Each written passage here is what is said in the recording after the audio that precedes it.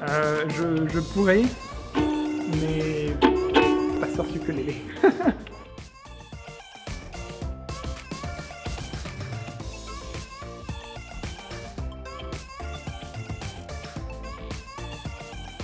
Bonjour, je suis Antoine Boillet, le cofondateur de Smil, une startup qui accompagne les sportifs dans leur nutrition quotidienne. 3 mots pour un pitch, c'est pas long. Nutrition quotidienne du sportif. Ce que j'adore, c'est d'être avec plein d'autres entrepreneurs et du coup pouvoir partager les challenges qu'on a et puis être inspiré de leur expérience et de ce qu'ils ont vécu. En ce moment-là, j'adorerais aller faire un petit road trip au sud de la Croatie, le long de la côte en vélo. On est une startup qui vend des produits avec une partie en web, une partie physique. Donc sur le web, on va regarder le coût d'acquisition client, la lifetime value. Et sur la partie physique, nombre d'ouvertures de points de vente et taux de rotation dans chacun des points de vente. Au niveau du web, une grosse augmentation de la lifetime value avec des clients très réguliers. Donc ça c'est super quand on lance un produit. Et ensuite sur la distribution, donc on est en train d'ouvrir des points de vente, donc on a beaucoup de référencements prévus et surtout ce qui nous rassure c'est que derrière il y a des beaux taux de rotation. Je pense que c'est principalement moi-même et mon ambition, ma volonté d'aller plus loin. Donc ça empêche d'être reposé, on se dit toujours « Ah tiens, qu'est-ce qu'on aurait pu faire ?» et on réfléchit beaucoup et du coup on se réveille parfois au milieu de la nuit avec des idées, on a envie de le partager au reste de l'équipe et donc je pense que c'est moi-même qui m'empêche principalement de dormir. On a fait un premier petit tour avec des business angels et on est en train de préparer notre levée d'amorçage.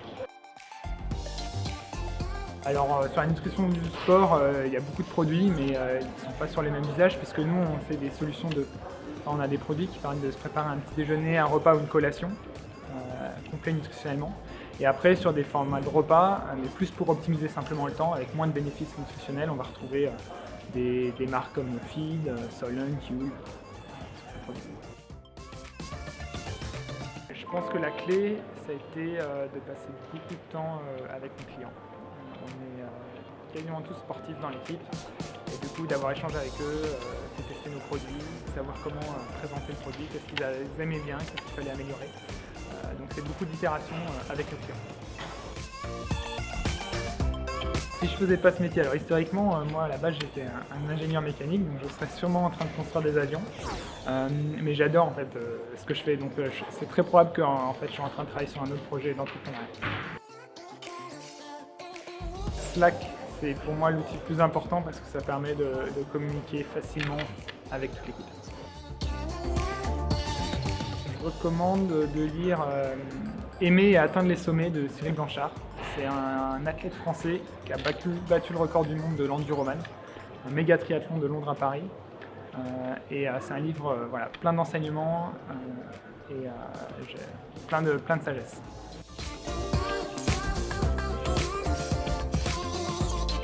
Alors, je sais pas comment c'est chez les autres personnes, mais moi les chaussures sont pas dans la même pièce que les chaussettes. Donc, sauf s'il y a vraiment eu un gros problème, c'est d'abord les chaussettes, ensuite les chaussures.